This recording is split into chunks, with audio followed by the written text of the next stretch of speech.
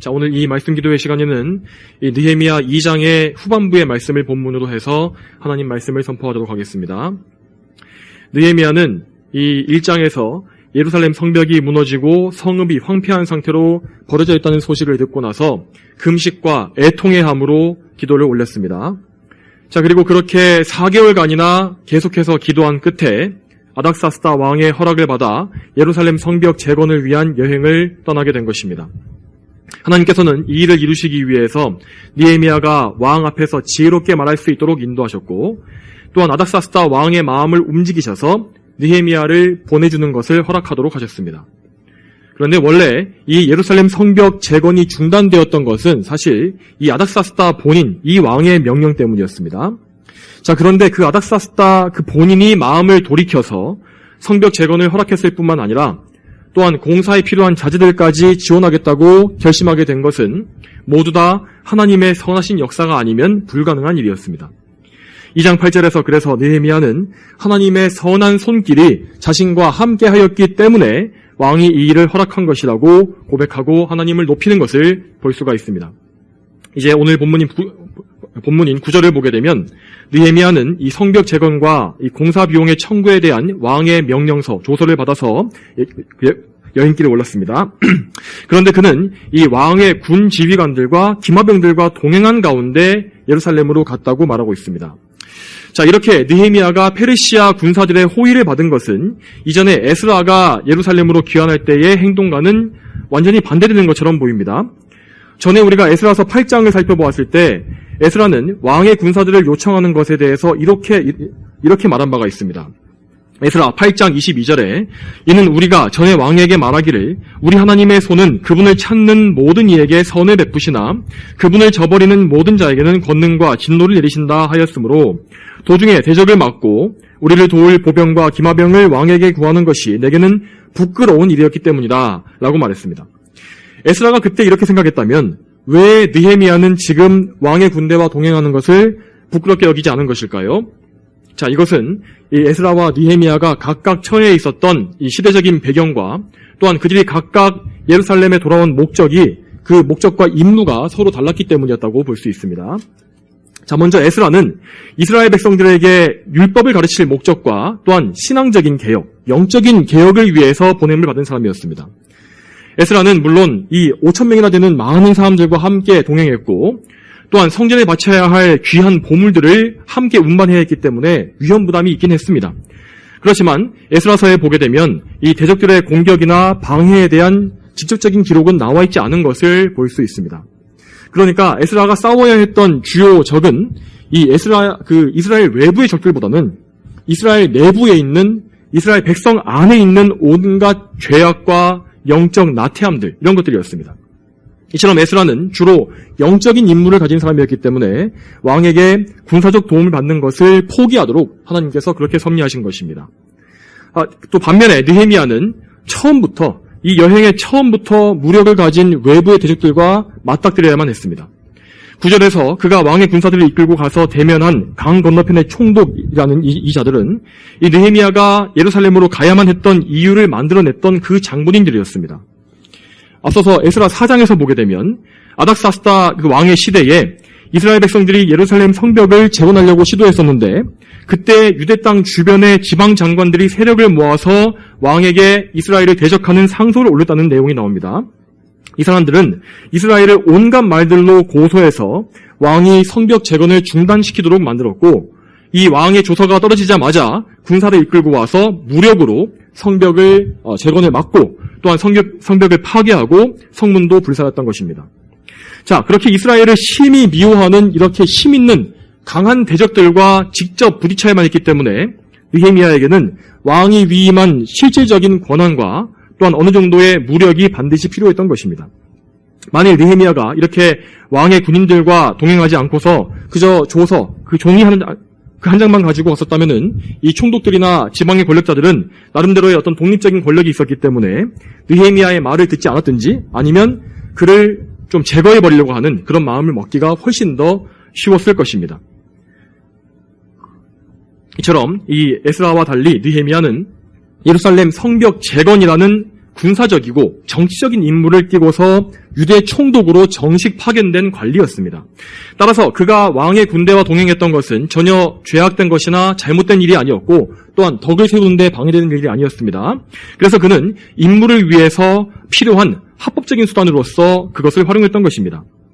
이처럼 우리가 성경을 보게 되면 이 어떤 수단들, 그러니까 그 자체로 뭔가 죄악되거나 악하지 않은 그런 수단과 방법들에 대해서는 상황에 따라서 하나님께서 각 사람에게 다르게 섭리하시는 것을 또 볼 수 있는 것을 우리가 또 알아야 합니다. 자, 이어서 본문의 11절 이하를 쭉 살펴보겠습니다. 느헤미야는 이 3개월 이상이 걸리는 이 광야길, 이 긴 여행길을 거쳐서 드디어 예루살렘에 도착을 했습니다. 그는 예루살렘에서 3일간 푹 쉰 후에 이 밤에 일어나서 이 자신이 믿을 수 있는 몇몇 수행원들만을 데리고서 아주 조용히 은밀히 나가서 무너진 성벽을 돌아보았습니다. 또한 그는 그때까지도 자신이 예루살렘에 온 목적을 아무에게도 말하지 않았다고 말했습니다. 그런데 그 이유는 이스라엘의 이 대적들, 산발랏이나 도비아와 같은 자들과 친분이 있는 사람들, 말하자면 첩자와 같은 자들이 예루살렘 안에도 살고 있었기 때문이었습니다. 13절부터 15절까지에 나와 있는 자세한 기록을 보게 되면 느헤미야가 정말로 그냥 하는 말이 아니라 정말로 성벽을 직접 살펴본 후에 이 말씀을 기록했다는 것을 우리는 알 수 있습니다. 그는 이렇게 직접 나가서 예루살렘 성벽 남쪽의 일부분만을 보고 돌아왔습니다. 그런데 아마도 이것은 성벽 북쪽에 있는 성벽은 주로 적들의 공격을 받는 곳이었기 때문에 아예 다 무너져버려서 그나마 남아있는 남쪽 벽을 살펴본 것이 아닌가 생각을 합니다. 느헤미야는 이렇게 완전히 황폐해져버린 이 예루살렘 성벽의 상황을 면밀하게 살펴보았습니다. 그리고 나서 마음속으로 모든 계획을 정리했고, 그리고 나서야 사람들을 불러 모아서 성벽을 다시 세우자, 재건하자라는 계획을 발표했습니다. 먼저 17절에서 느헤미야는 현재 이스라엘 백성들이 당하고 있는 비참한 상황을 있는 그대로 바르게 말해줌으로써 영적으로 나태해진 백성들을 깨우치고 책망하려고 했습니다.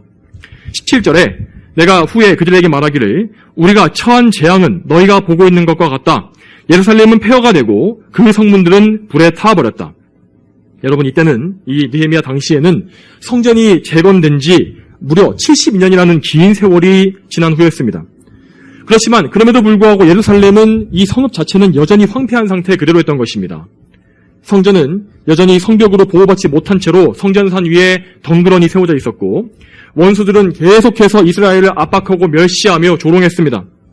느헤미야는 이러한 영적인 비참한 재앙과 같은 상황을 다 말해준 다음에 백성들 모두가 이 성벽 재건에 동참할 것을 설득하고 독려했습니다.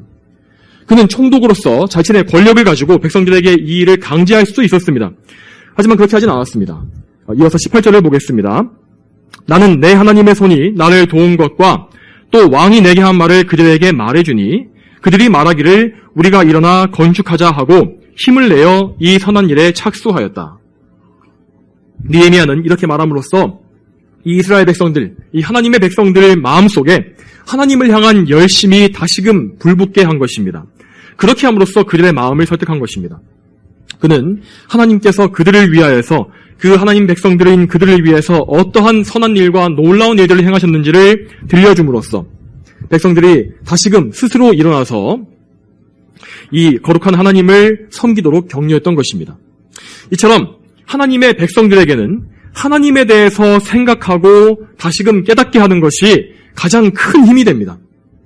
우리는 그러므로 우리 자신이 영적인 침체와 낙심을 겪을 때에도 하나님을 정말 많이 생각해야 하고 또한 우리 주변의 형제가 낙심해 있을 때에도 그를 위해서 먼저 기도하며 또한 그에게 가서 하나님에 대해서 들려줌으로써 그를 격려할 수가 있는 것입니다. 여러분, 혹시 지금 여러분의 마음이 이 이스라엘 성벽과 같이 무너져 있고 황폐해져 있어서 낙심이 되십니까? 하나님께서 정말 나와 함께 하시는가? 왜 하나님께서는 나의 기도에 답을 해주지 않으시는가? 하는 그런 답답한 마음이 드시진 않습니까? 그렇다면 이 성경 말씀을 펴서 하나님께서 그분의 백성을 이제까지 어떻게 구원해 오셨는지를 읽어보시길 바랍니다. 사악한 이집트의 이 바로 왕의 손에서 이스라엘을 구원해내신 하나님의 손과 또한 사울의 손에서 다윗을 구원하신 하나님의 전능하신 손에 대해서 읽어보시기 바랍니다. 또한 그리고 하나님께서 우리의 가장 큰 적인 우리의 죄에서 어떻게 우리를 구원해내셨는지를 꼭 읽어보시길 바랍니다. 또한 그렇게 성경을 읽은 이후에도 여러분은 이제까지 선하게 인도하신 하나님을 기억해내시길 바랍니다.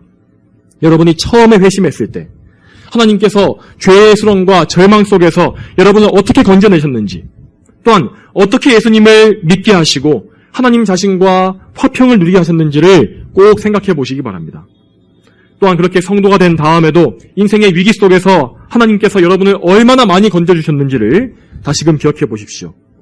그 하나님께서는 지금도 살아계셔서 늘 여러분과 함께 계십니다. 하나님께서 여러분에게 어려움과 환난을 주시는 것은 그분의 본심이 아니시고 여러분을 단련시키셔서 더욱더 거룩한 세상과 구별된 하나님의 백성으로 만드시려는 그런 선한 뜻에서 나온 것입니다.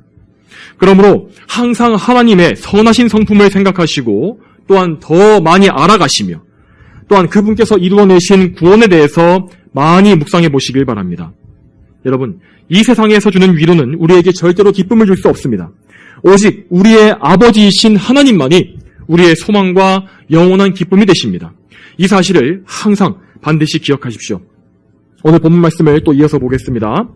자, 이제 이스라엘 백성들은 영적인 활력을 되찾고 잿더미에서 일어나서 예루살렘을 재건하는 이 선한 일에 다시금 착수하게 되었습니다. 자, 그렇지만 하나님을 기쁘시게 하는 모든 선한 일은 항상 늘 이 마귀의 미움을 받기 마련입니다. 마귀는 그가 노예로 부리고 있는 악인들을 통해서 하나님의 선한 사업을 방해하고 거룩한 일들이 굳게 서지 못하게 하기 위해서 온갖 불화살들을 쏘아댑니다. 여기 느헤미야서에는 이 호론 사람 산발랏과 그의 부하인 암몬 사람 도비야라는 악한 대적들이 등장합니다. 이 산발랏은 아마도 이 유대인과 이방인의 혼혈인 사마리아 사람이었을 것으로 추정됩니다. 그리고 그는 느헤미야 이후에 이 사마리아의 총독으로 오랫동안 다스렸다고 알려져 있는 그런 이 지역의 유지였습니다. 또한 도비야는 산발랏의 부하라고 되어 있고 또한 이스라엘의 영적 원수인 암몬 사람입니다. 이들은 느헤미야서의 처음부터 끝까지 계속해서 나오면서 느헤미야를 방해하고 이스라엘이 하나님께 순종하지 못하게끔 유혹하는 일을 집요하게 계속하는 것을 볼 수 있습니다. 이 악한 대적들에 대해서 느헤미야의 태도는 정말 단호했습니다.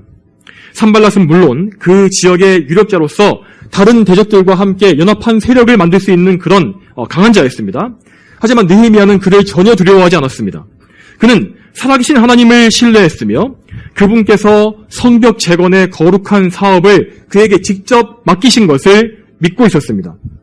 하나님께서 성벽 재건의 사업을 이루시기로 작정하셨다면 그 일은 반드시 이루어진다는 것이 느헤미야의 믿음이었습니다.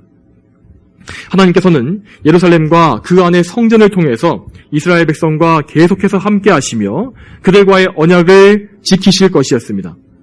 그렇지만 그분의 거룩한 약속은 이스라엘을 대적하는 미워하는 저 악인들과는 아무 관계가 없는 것이었습니다. 그들은 물론 이 세상의 권세와 능력을 과시했습니다. 그렇게 하면서 느헤미야와 백성들을 위협했습니다. 하지만 그들은 정작 이 세상의 온 우주의 왕이신 온 만물을 다스리시는 하나님으로부터는 끊어져 있는 자들이었기 때문에 아무런 힘을 쓸 수가 없을 것이었습니다. 느헤미야는 이처럼 하나님의 약속, 그분의 언약을 기초로 한 믿음을 가지고 있었기 때문에 하나님의 신실하심을 굳게 믿었으며 또한 강한 대적들에게 둘러싸여 있을 때에도 그들을 두려워하지 않는 믿음을 가질 수 있었습니다. 이제 오늘 말씀을 우리의 신앙생활에 적용해 보도록 하겠습니다.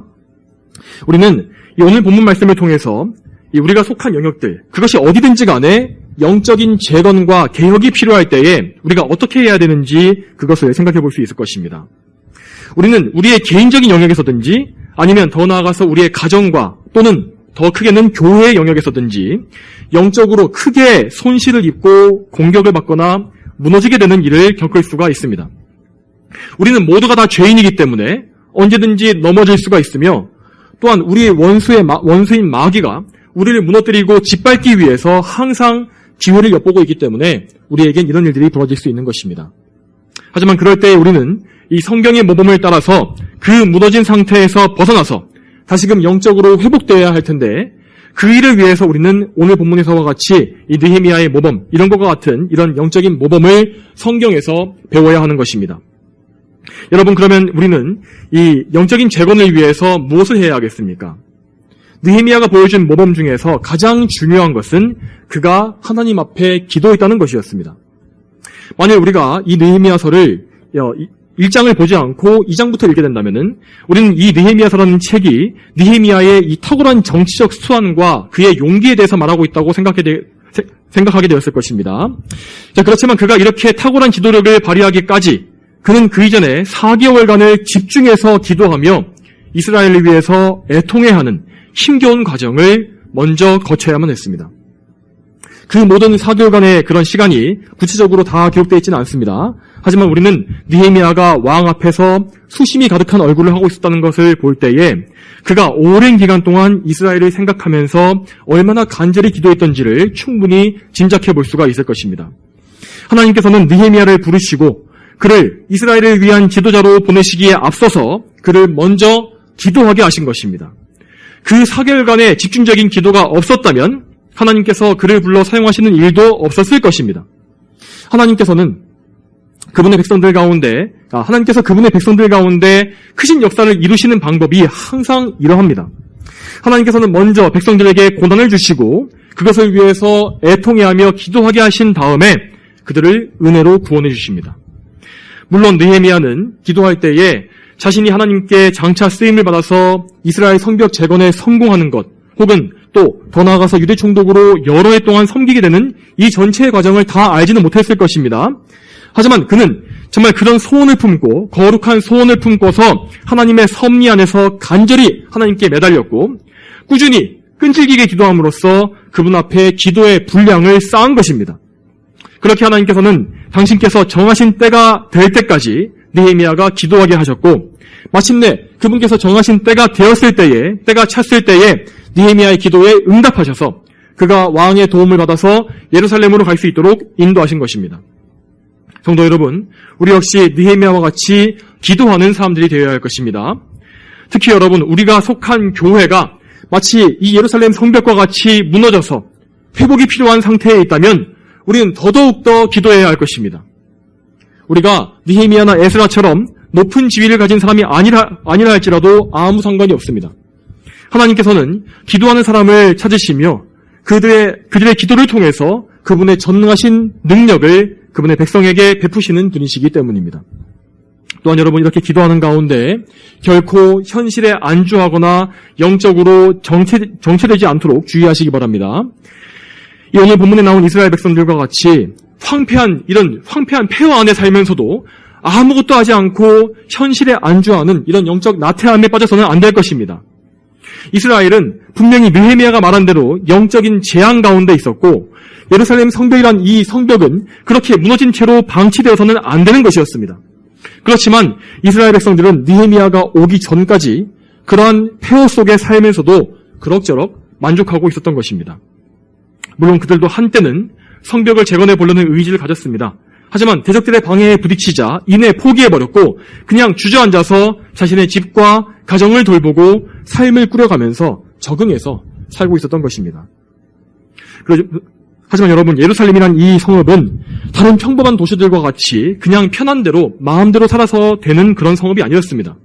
그것은 분명히 하나님의 성전이 위치한 거룩한 성읍이었고 더 나아가서는 장차 올 새 예루살렘인 천국의 상징이 되는 영적으로 대단히 중요한 장소였기 때문입니다.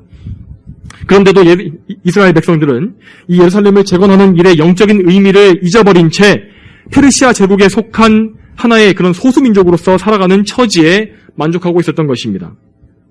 우리 역시 이러한 영적 상태에 빠질 수가 있는 것입니다. 우리 자신의 상태이든지 또는 가정의 상태이든지 또한 교회의 상태이든지 우리가 반드시 기도하고 재건해야 할 무너진 부분들이 있음에도 불구하고 그저 지금도 평온하고 좋다. 그냥 그럭저럭 신앙생활하면 되겠지. 내가 열심히 기도하지 않아도 때가 되면 다 좋아질 것이다 하면서 안주하기가 쉽다는 것입니다. 그렇지만 여러분, 우리는 하나님의 거룩한 백성들로서 항상 좀 더 거룩해지고 좀 더 하나님을 기쁘시게 하기를 늘 힘써야 합니다. 무너진 곳이 있다면 반드시 재건되어야 하고 이미 잘 지어져 있는 성벽도 더욱더 아름답고 견고하게 세우도록 하시는 것이 하나님의 거룩한 뜻이기 때문입니다. 특히 우리의 교회는 반드시 하나님 앞에 거룩하게 올바르게 세워져야 합니다. 교회는 예수 그리스도의 몸으로서 예루살렘 성벽보다 훨씬 더 중요한 영적인 기관입니다. 교회는 반드시 진리 위에 바로 서야 하며 또한 목회자는 항상 굳건히 서서 진리의 사역을 능력 있게 계속해 나가야만 합니다. 그리고 거기에 속해 있는 모든 회중들, 모든 성도들은 하나님을 더욱더 사랑하며 또한 서로 사랑하기를 힘쓰는 상태, 더욱더 하나님께서 기뻐하시는 상태로 점점 더 나아가야 합니다. 교회는 날마다 더 개혁되고 날마다 더 전진해야만 합니다.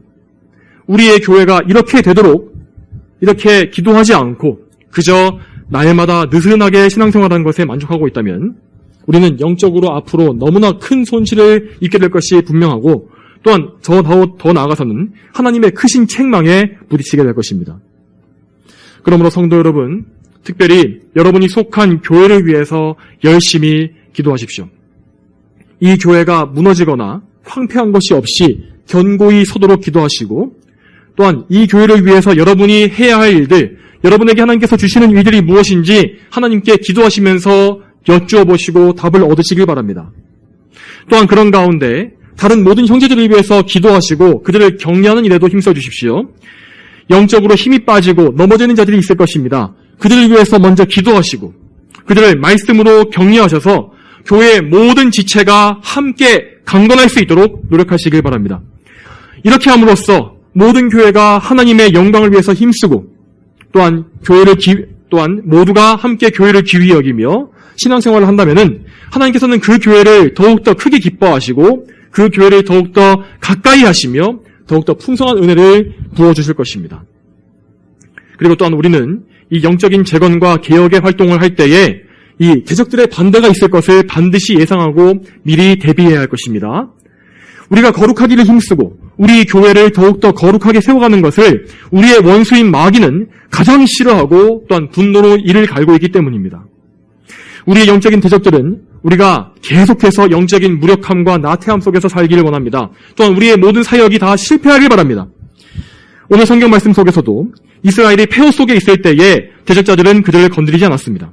그렇지만 느헤미야가 나서서 성벽을 재건하려고 하자마자 대적들은 들불같이 일어나서 그들을 낙심시키려고 조롱하기 시작했습니다. 또한 그들이 가진 모든 수단과 방법을 다 동원해서 하나님의 사역이 실패로 돌아가도록 회방했습니다. 우리 역시 우리의 무너진 곳을 다시 세우려고 할 때에 대적의 방해를 반드시 받을 것입니다. 그것이 좋은 일이라고 해서 그것이 순탄하지 않을 것입니다. 우리가 마음을 먹고 기도하려고 엎드릴 때에 오히려 마귀의 시험으로 인해서 더 힘든 일들이 우리에게 닥쳐올 수 있습니다. 또한 교회를 위해서 수고하고 기도하며 형제들을 사랑하려고 할 때에 그 일을 방해하고 마음을 떨어뜨리는 일들이 분명히 우리에게 올 것입니다. 갑자기 우리 주변의 불신자들이 우리를 조롱하고 마음을 위축시키는 그런 일도 있을 수가 있는 것입니다. 여러분, 그렇지만 낙심하지 마시고 두려워하지도 마십시오. 왜냐하면 하나님께서 여러분을 기뻐하시기 때문입니다. 오늘 본문 20절에 나와 있는 느헤미야의 말을 다시 한번 읽어보겠습니다.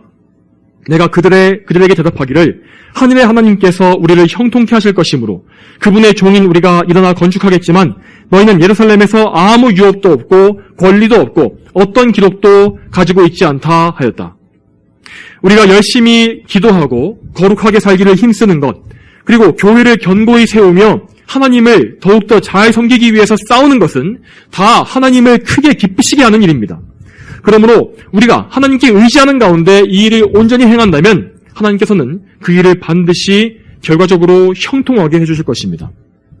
또한 느헤미야는 이 대적자들에게 예루살렘에서 얻는 유업이라는 것을 말했습니다. 자, 이 유업에 대해서 우리에게 적용해보면 이것은 천국의 유업을 말하는 것이라고 할 수 있습니다.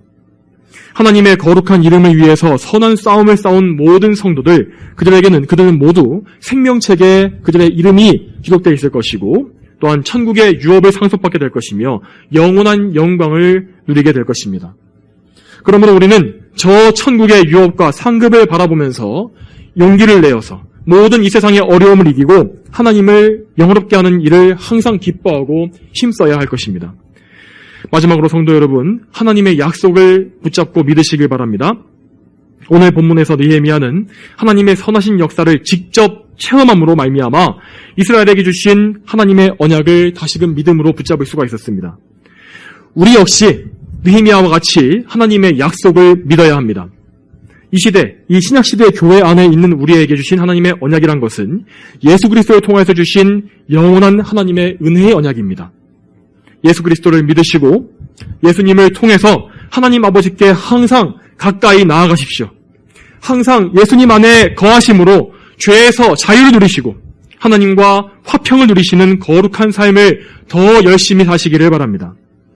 이렇게 우리가 항상 예수님 안에 거하고 있다면 우리는 언제나 하나님의 편에 서 있을 것이며, 그렇게 우리가 하나님의 편에 서 있다면 그 어떤 원수도 우리를 두렵게 하거나 회방하지 못할 것입니다. 우리를 무너뜨리지 못할 것입니다. 우리 모두가 이 믿음 안에 굳게 서서 모든 원수와 대적자와 방해를 다 이겨내고 우리 자신과 또한 우리 교회를 온전히 세워갈 수 있기를 축복합니다. 다 함께 기도하시겠습니다. 거룩하신 아버지 하나님, 오늘도 느헤미야서의 말씀을 통하여서 우리가 기도할 때에 무엇을 기도해야 할지, 또한 우리가 영적인 모든 재건을 위해서, 개혁을 위해서 어떻게 기도하며 힘써야 할지를 보게 하시니 감사합니다. 하나님 아버지, 이 땅에 사는 우리는 항상 죄인이며 또한 부족한 것이 많고, 또한 죄인들이 모여있는 교회 역시 항상 하나님 앞에 흠과 점과 티나 주름 잡힌 것이 많은 그런 불완전한 상태에 있음을 고백합니다. 또한 교회는 항상 하나님 앞에서 부족하거나 넘어지거나 또 대적들의 공격에 의해서 잘못될 때가 또 있음을 저희는 알고 있습니다. 하나님, 이러할 때에 저희가 그저 영적으로 나태해져서 현실에 안주하는 것이 아니라 정말 무너진 것을 또 위해서 그것을 깨닫고 하나님 앞에 기도하며 그 무너진 것을 재건하고 다시금 세우며 하나님을 더 잘 섬기려는 그런 영적인 열망을 품도록 도와주시옵소서. 언제나 이 예일교회가 하나님 앞에 굳건히 서게 하시며 또한 이 성경총의 이 거룩한 교단이 하나님 앞에서 더욱더 거룩하고 굳건히 서서 쓰임받는 그런 모임이 될 수 있도록 인도해 주시옵소서. 오늘도 저희가 기도할 때 저희와 동행해 주시길 소망하며 예수님의 이름으로 기도 올립니다. 아멘.